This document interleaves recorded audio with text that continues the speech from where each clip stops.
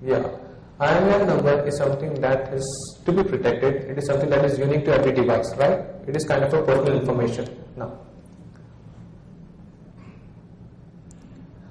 let's talk about some of the WeGet capabilities, or what are the capabilities that a WeGet can have. It can access inbox, phone book, make phone calls, send SMSs. Lots of features. Pardon? Yeah. If using a very simple HTML file, I can access the contents of my inbox, I can access all the entries in my phone book, I can add entries, I can delete entries, I can make phone calls and I can send SMSs. I can already see a lot of malicious activities which are possible using a WeGet. Okay, now let's move on. It can fetch the IMEI number, it can upload, download files from the internet. So, see, is there any use of actually getting access to the inbox content or the phone book or any kind of personal information unless and until it can upload the data to the internet? No. Unless and until personal information can be fetched to the attacker, there's no point in gathering information, is there? But a WeGet can also upload and download data from the internet. Now, it can self-update the code during runtime. What does this mean? What is updating code? It can modify parts of its own code. Now, self-update means what? It doesn't require human intervention to actually update its own code.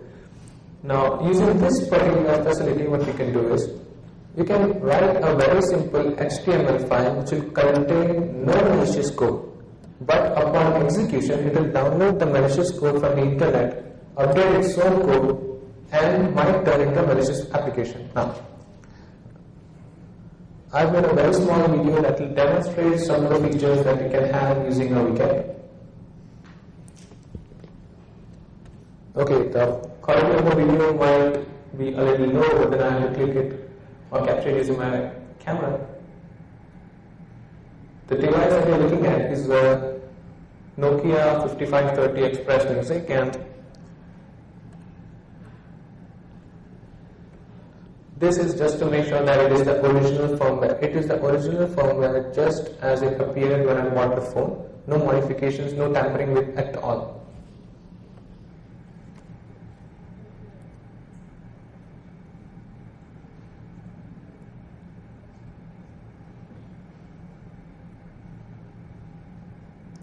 Alright, what I'm going to do is I'm going to go into the file manager, memory card, apps folder.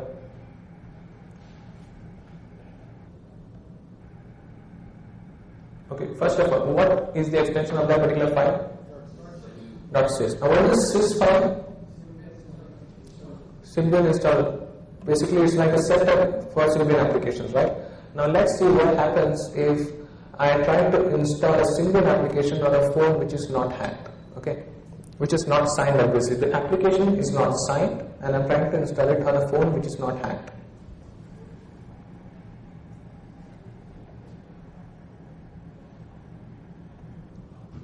Visible? What does it say? Severely error, contact the application supplier. Now, this is a kind of security warning that you receive when you try to install an unsigned application on a normal Nokia phone. Now, what we are going to do is we're going to bypass this later, but then this is something that you have to take note of. Alright, now what are the other files that you have? All have an extension of WGZ, which means that these are WeGets. The first one is named AccuWeather _ bugged.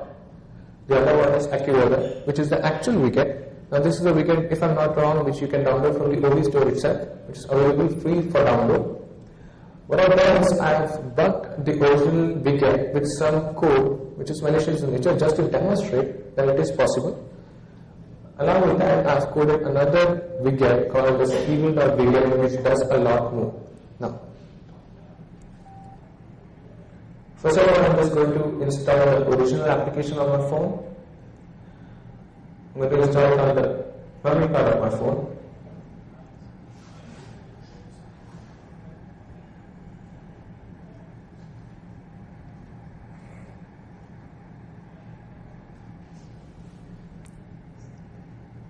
Done? You can see the outcome, right? It has been installed, and let's try. Let's see how it actually works. So when you start the application, this is what you get. You're supposed to enter the name of a city. I'm just entering Mumbai.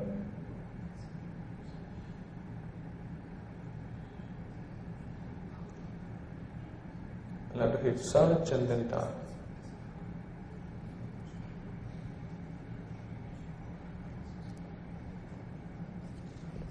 It will ask me whether I want to allow network access to it or not, which is a default thing. I'll just allow it.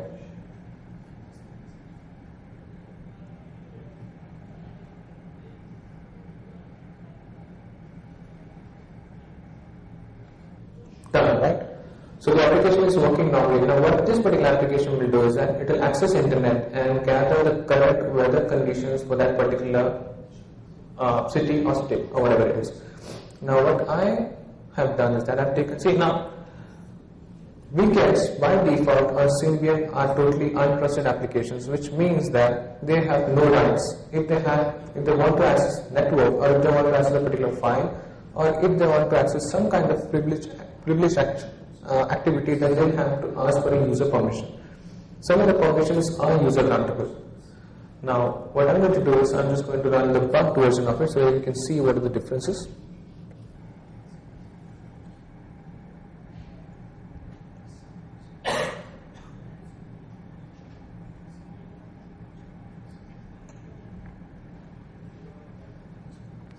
Okay, I'm just going to install that. It's asking whether I want to override the previous installation. I'm just saying yes.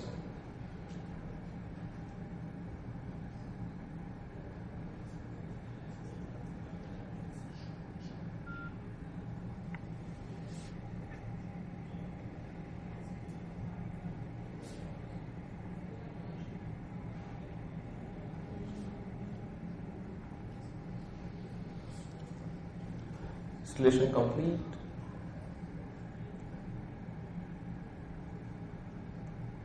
Alright, now let's see how it works. The moment I start it, it will ask whether I want to allow for this session. I'll click OK, just check that out.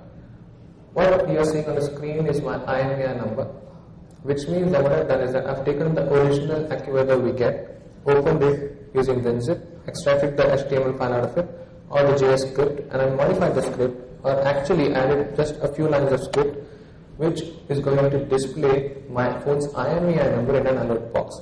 Now obviously this is just a proof of concept. You can do lots more than that.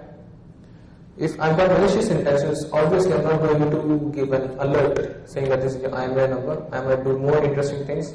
For example, I can grab such kind of personal information and post it on the internet. Right? Now let's see if the application is broken or it still works as normal.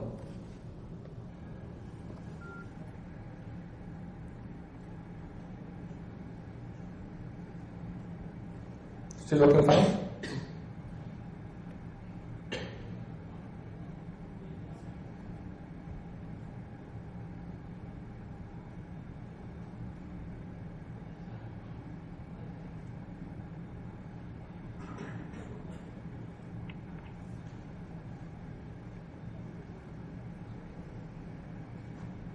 It is, right?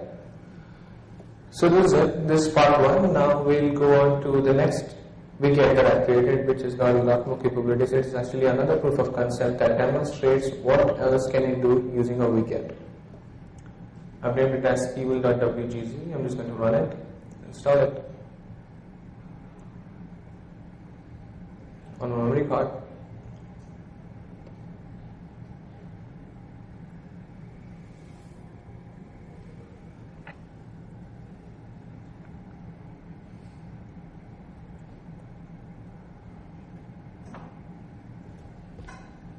Alright, now here what is going to happen is that, again, as I previously said, a widget is an untrusted application, so anytime it wants to access some kind of privileged activity, it has to ask the user for permission. Now it might ask for like 2 or 3 times. I'm just going to allow.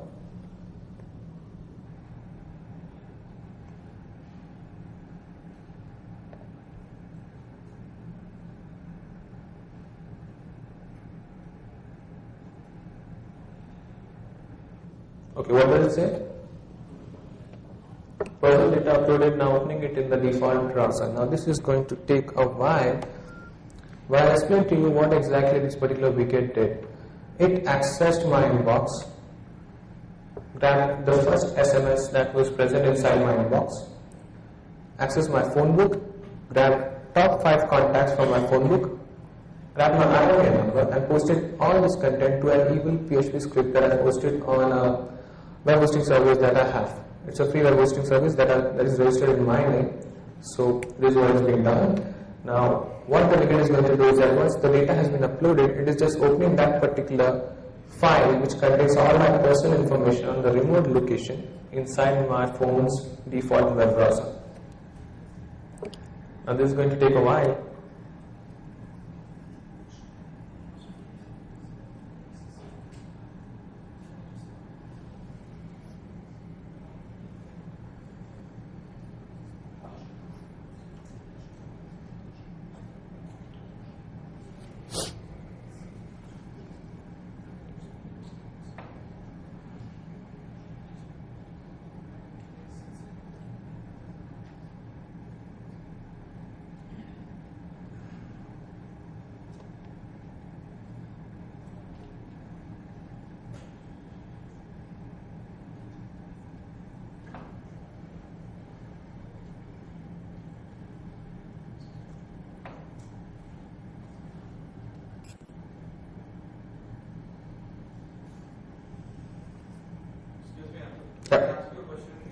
Yeah, sure.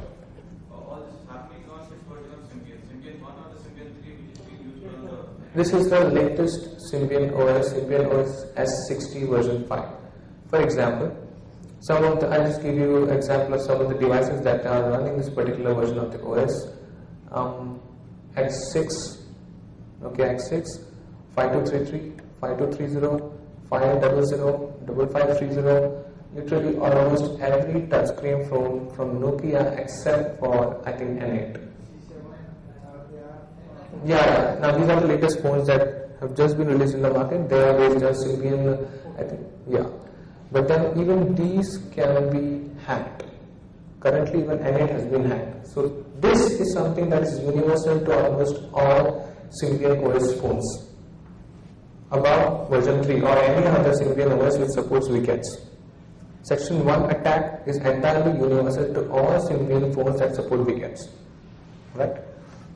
Okay. Now what you're looking on the screen is, can you see the URL? What does it say?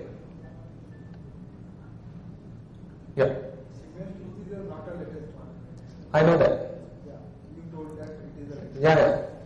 Yeah. See, when I was preparing this workshop, when I was preparing the content for this particular presentation, it was the latest version. Yeah, and that is what N8 is running. Yeah. So that's what even I was asking. I was a bit confused about because Symbian has the very first operating system of Symbian 1. Yeah. And then all the service packs started, the Symbian Series 60, Series 40, and Feature Pack 2, Feature Pack 3. Yes. And now they are the latest one that is Symbian version 3. Now this is S60 version 5. Series 60 version 5. Something what is running on N79. Might be. But N97 mini, N97, all of them, they are the same ones. Okay. Alright. Now, if you look at the content of the web page that has been displayed, what does it say? It contains the phone number of the SMS sender, time, and date. Okay, now just check the URL completely. Looking at the URL, it's avtools110mb.com and then that is the file name.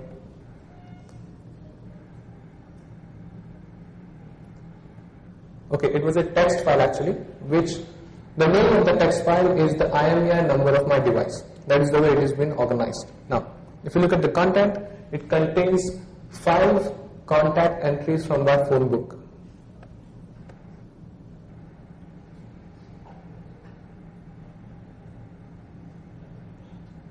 It does, right? So this is just a demo of what you can actually do using a widget. Alright, now that kind of